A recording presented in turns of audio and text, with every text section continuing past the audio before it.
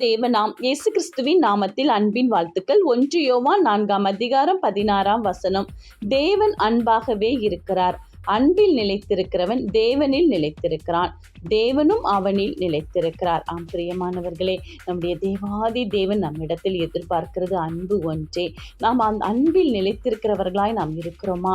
அவ்வாறு நாம் இருக்கும் பொழுது தேவன் நம்மில் நிலைத்திருப்பார். நம்முடைய காரியங்கள் எல்லாவற்றிலும் அவரே முன் செல்வார். அந்த நிலையான ஆவியானவர் நம்மோடு இருக்கும் பொழுது, அன்பான தேவன் நம்மை வழிநடத்தும் பொழுது, நம்முடைய வாழ்க்கையில் நிறைவான ஆசீர்வாதத்தை நாம் பெற்றுக்கொள்ளலாம்.